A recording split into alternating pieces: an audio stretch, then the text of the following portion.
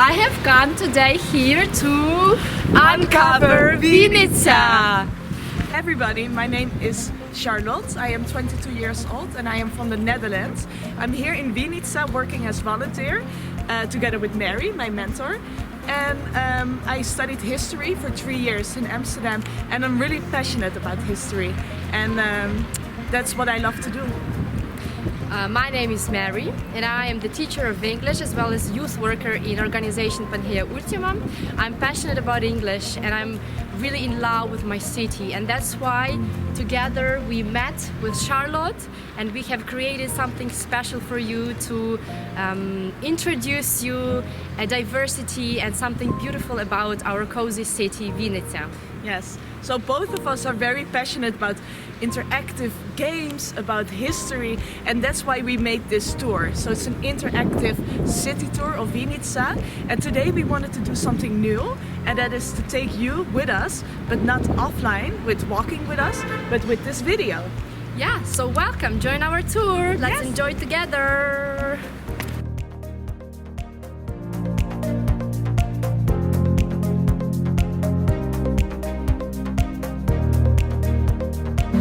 Vinnytsia Water Tower is the main landmark of the city. This is the heart and the soul of all the people all around the world. People come here to meet businessmen, friends, entrepreneurs, mummies with kids, anyone. Let's shift back in time. In 1900s, there were very poor sanitary conditions. People were sick with different kinds of diseases like typhus and others. And then, in 1911, the water pipe system was laid out and distributed all around the city center. The water was taken from the Southern River. In 1920, it stopped working as the water tower. During the Second World War, it used to be the observation tower. After that, it became the residence. In a while, it was given to the regional museum and it hosted the expositions on the October Revolution. In 1985, there was an exposition that was devoted to the people who were killed during the Afghanistan war in 1979-1989. In the 70s, Soviet government decided to destroy the water tower. And if you come closer to the water tower, you can still spot the scratches on it. However, the intellectuals of the city, they stood up and they protected the water tower. And why they wanted to destroy the water tower? Just because it didn't fit into the socialist image of the city. Lucky that the water tower has still survived until these days, and we can enjoy the marvelous beauty of its amazing architecture.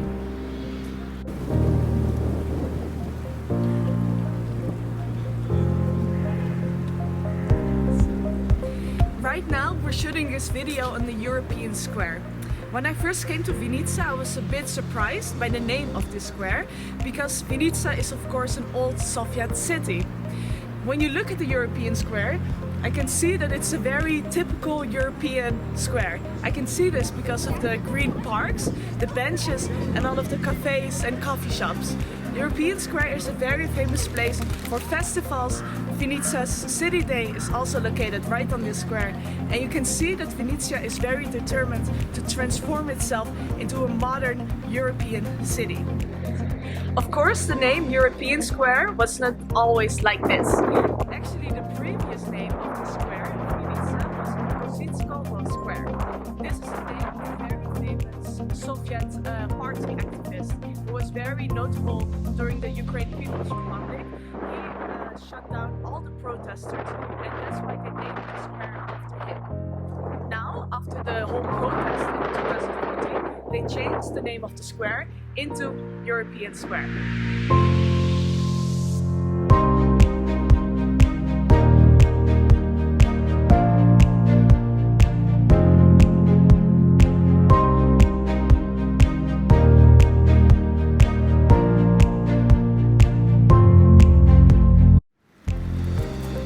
Do you know why our city is called Vinnytsia? There are a couple of ideas. First is that it comes from the word vino, which means the bride price. They say that in the 14th century, when our surrounding lands were owned by the Duke Algirdas, Lithuanian Duke, so he kind of gave all these surrounding lands to his nephews as the gift. The second version why the city is called Vinnytsia is that in those times when we had quite a lot of Jews living here, they created distilleries. In Ukrainian it sounds like vinokurni. They created and produced different kind of vodka, horilka, brandy liquor, whatever. And the third version, that it comes from the river Vinnytsia. That dates back to the Middle Ages. It was under Polish control for centuries, when in 1793 Russian Empire annexed it. 1930s, 1940s, Vinnytsia was the site of massacres. First during the Stalin purges and then during the Nazi occupation. So I just talked about the European Square. This amazing, well laid out square is actually all thanks to the work of a very famous man of Vinnytsia. His name is Grigory Artinov. This man was the city's architect from 1900 till 1919. Thanks to this man, Artinov, Vinnytsia had the chance to really blossom and gain prosperity in Ukraine. When you look in Vinnytsia, everything around you is actually made by this architect. He became this on the 26th of 1900. Before this time, the conditions in Vinnytsia was like catastrophic. There was no real planning of the town. People literally lived in mud huts, and a lot of times you had epidemics. Thanks to Artinov, it was the first time that people in Vinnytsia were thinking about how to lay down a pedestrian area and how to make real houses and hotels. Thanks to Artinov, Vinnytsia is filled with beautiful mansions, hotels, cinemas, squares, bridges, and it's all thanks to this man. In 19 years he has accomplished a lot of stuff. So that's why they laid down this bench for him, to remember him. And on this bench he's looking up towards the water tower, his greatest masterpiece.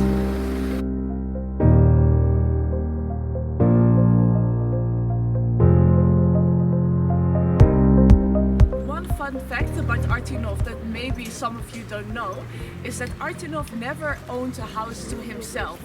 Till the end of his life he always lived in hotels or rented apartments, which for me was a bit strange because Artinov is such a famous person and has meant so much to Vinnytsia.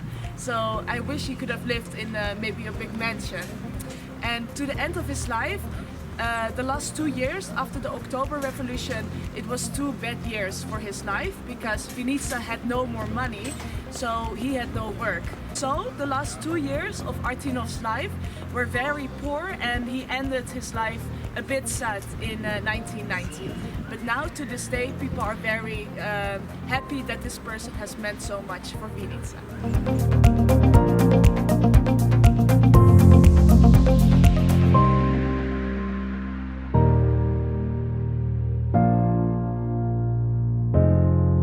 So behind me you see also one of Artinov's greatest structures of Vinnytsia.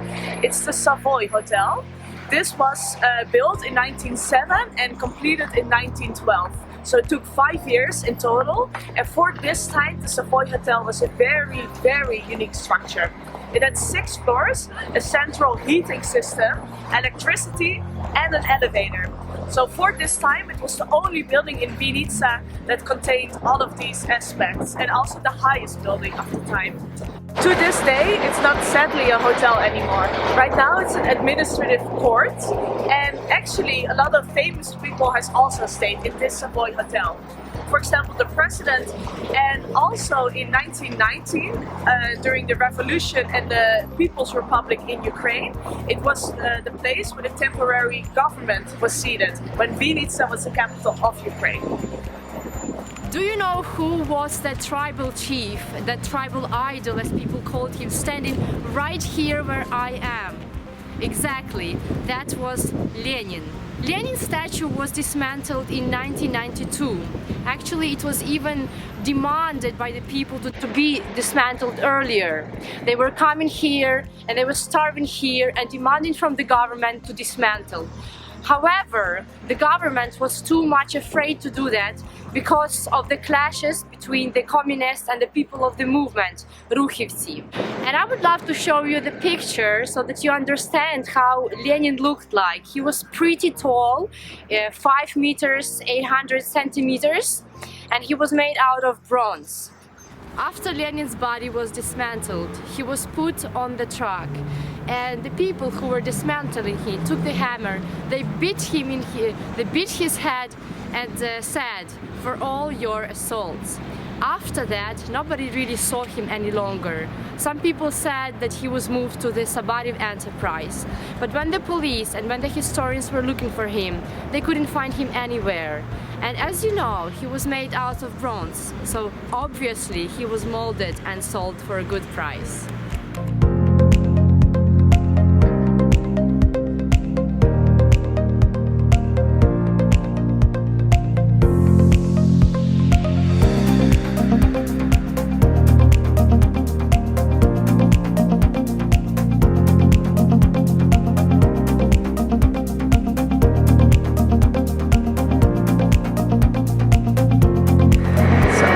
Right next to the McDonald's in Vinnytsia Centrum, there's this very big wall painting behind me.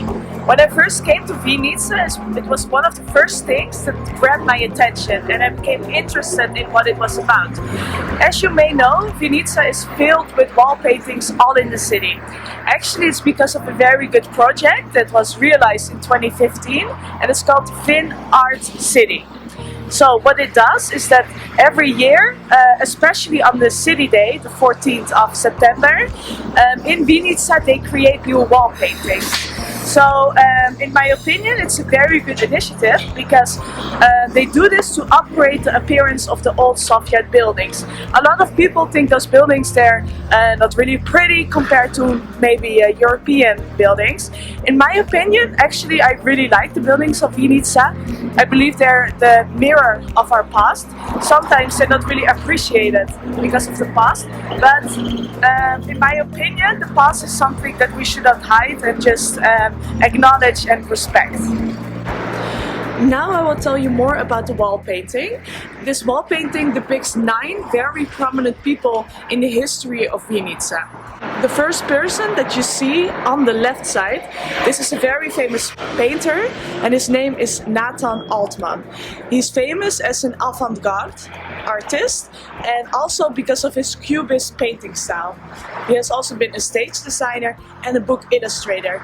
He was born in Vinnytsia but later went to St. Petersburg and that is the place where he got really famous. The second person is Tatjana Lentovska Edwards. She is a famous actress of Vinnytsia and an entrepreneur. She was actually the first manager of the Vinnytsia City Theatre, now known as the Sadovsky Drama Theatre. Then the last person I will talk about is Dmitry Haydn. He is a former Russian general who was very nobleman of the Vinnytsia county. Because of him, a lot of libraries, folk theaters and lecture halls were opened all over Vinnytsia. The other persons on this wall painting are a lot of surgeons or lawyers, writers and teachers, and all of them have been very important for Vinnytsia.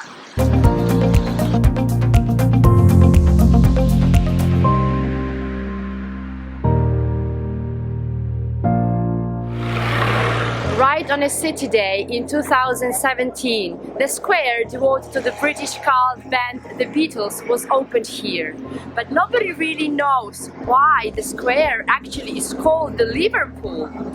Our parents say that in those times in Soviet Union, when they listened to the songs of Vysotsky and Tsoi and other popular musicians, there were also Beatles songs heard in the background.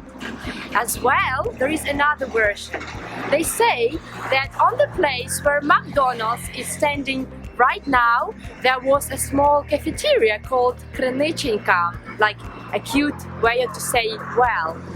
And the ladies were selling delicious hot cakes, patties, like pyrishki with liver there. I think the true origin of the name is somewhere in the middle of these two versions, in the intersection of them. Usually during our excursions right on this place we are singing songs and dancing. So we invite you to do this with us at the same time, but maybe where you are in your home place.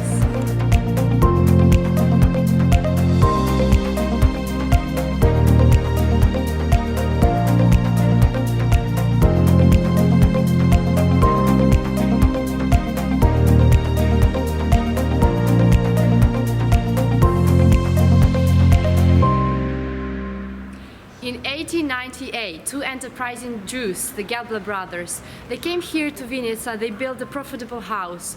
In those years, Vinnytsia was rapidly developing. All kinds of specialists, the doctors, engineers, teachers were coming to town, and they needed the profitable housing. This was exactly the place where they could rent an apartment.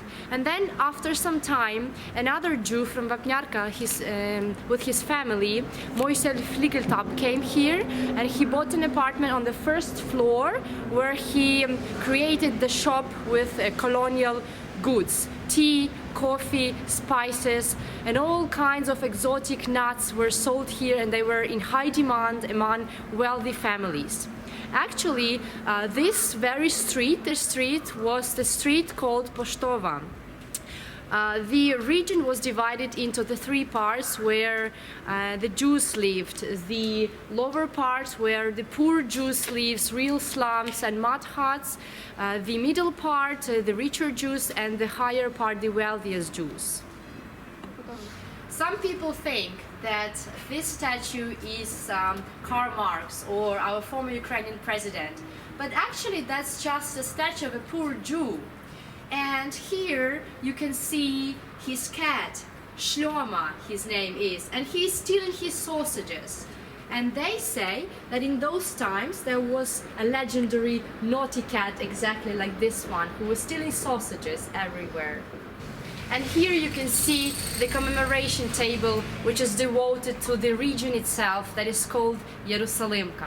And I would love to tell you a little bit about what's inside. Actually, inside there is an exhibition that includes a variety of kerosene lamps, bulotkas. You can see the ancient clocks from the Netherlands, from Germany, from all around the world, as well as the old photographs on the walls. What's interesting about this cafeteria is exactly the toilet. Why? Because in the toilet there is a clock that is counterclockwise.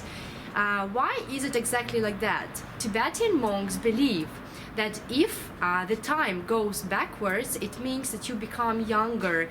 And why in the toilet exactly this clock? Because you give away everything that you had gained. Even though the place inside is so small, but it's indeed cozy. And as Sting said, that one of his best concerts was 30 or 40 people. So that place exactly is used for the small chamber concerts where you can listen to music, when you can talk about something interesting, drink a cup of tea or coffee. And why such concerts are the best in such small places is that you can look in the eyes of the people who have come to listen to your music and just create this connection.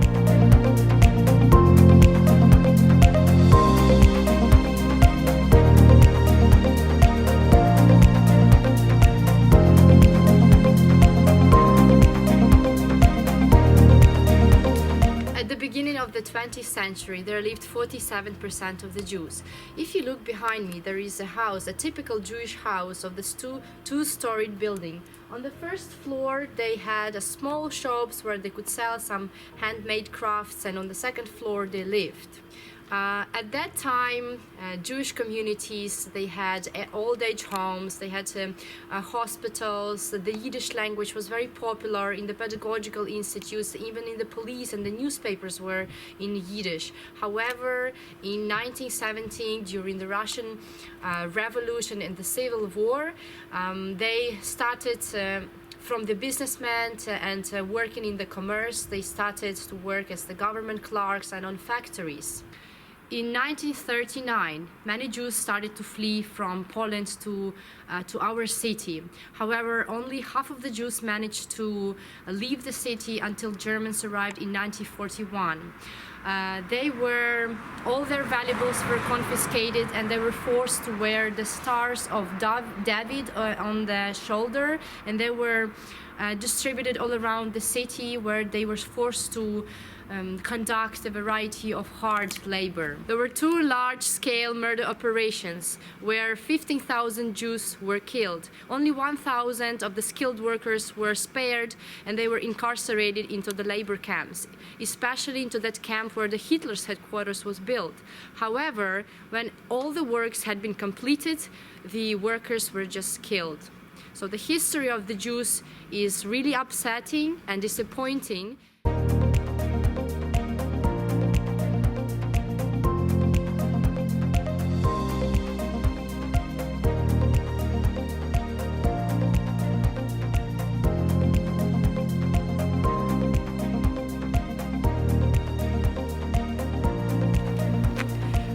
In this video, I talked about the wall paintings on Alla Vinnytsia, of famous persons that contributed for the Vinnytsia culture.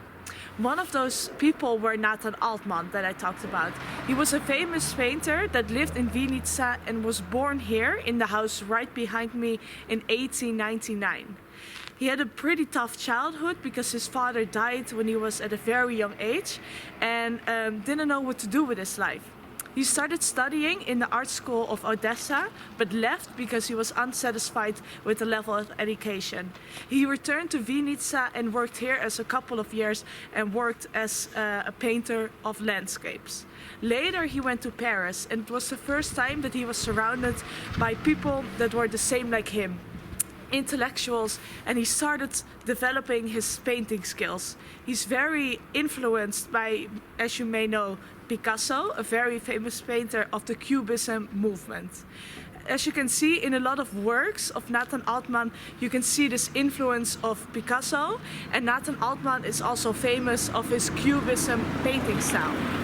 If you don't know what the Cubism painting style is, it's basically that you look at a landscape and make it a simplification of everything. People believed that the nature consisted of geometric shapes. So what they did was to make paintings like this super simple. So the nature consists of those shapes, people as well, and that's what they tried to show with those paintings. The light colors would be in the front and the dark colors would be in the back. Natan Altman became very famous of this painting style and painted a lot of his friends, including a very famous poet named Anna. He worked in St. Petersburg for a couple of years and eventually died here at 1970.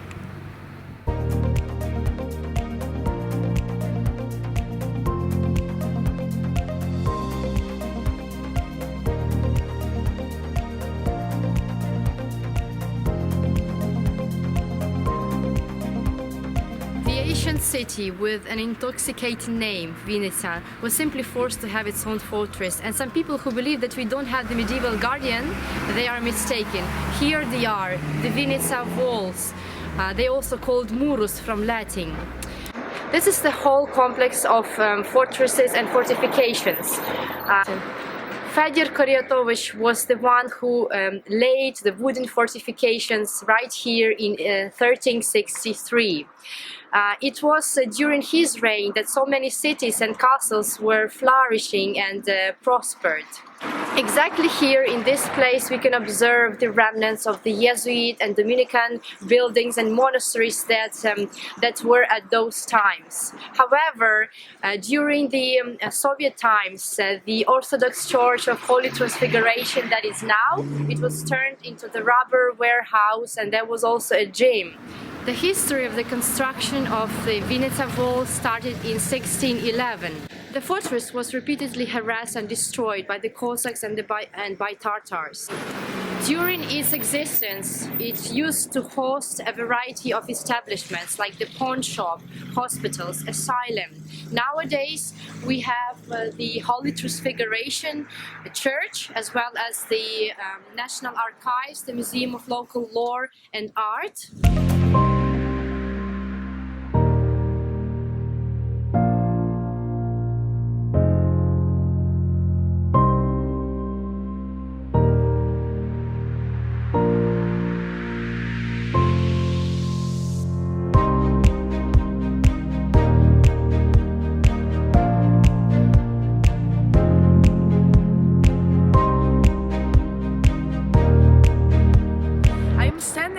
Vinnytsia Shevchenko Square. Most of you probably know who Taras Shevchenko is. When I first came to Ukraine, this name was very unknown for me, but after being here a couple of months, I now realize how important Taras Shevchenko has been for Ukraine. Right behind me, you can see the monument erected for him 200 years after he was born in 2014. This monument is very unique because Taras Shevchenko is portrayed here as a young man, teaching the youth, the children next to him. So I will tell you a little bit about the life of Taras Shevchenko. He was born very poor in 1814. His parents died when he was around 11 or 12, and he had a very hard life with a lot of debts. Later, he managed to become free and went to study in St. Petersburg. This was the first time in his life that he was surrounded by intellectuals, and he started reading very important works of Walter Scott, Shakespeare, Goethe, a German writer. All of this made him realize his own first collection of poems.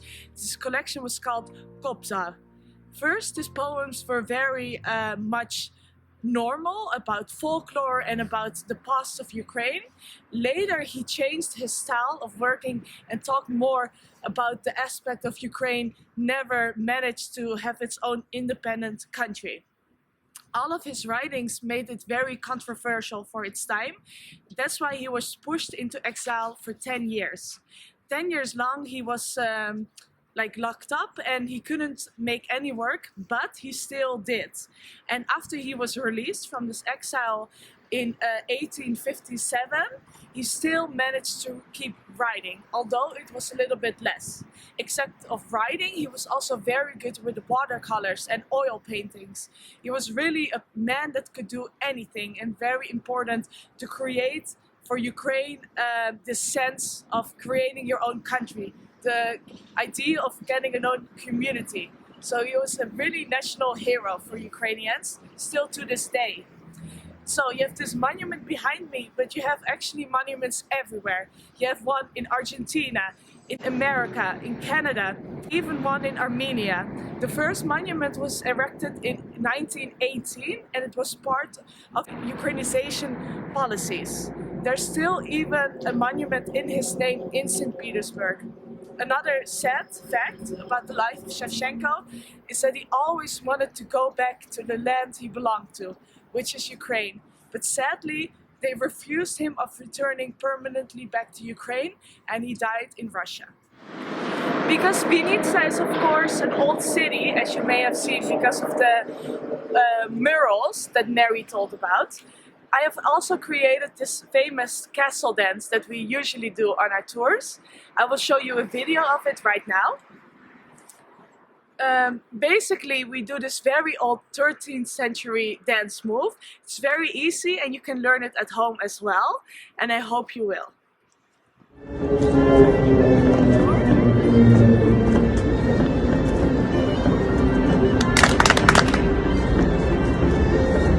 You understand?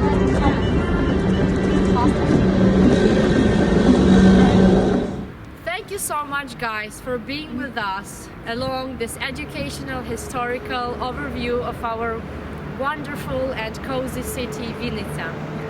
Even if you live in Vinnytsia, I hope you get to know more information about your city, and that you enjoyed watching this video, of course.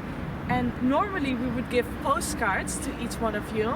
Sadly, watching this video, it's not possible.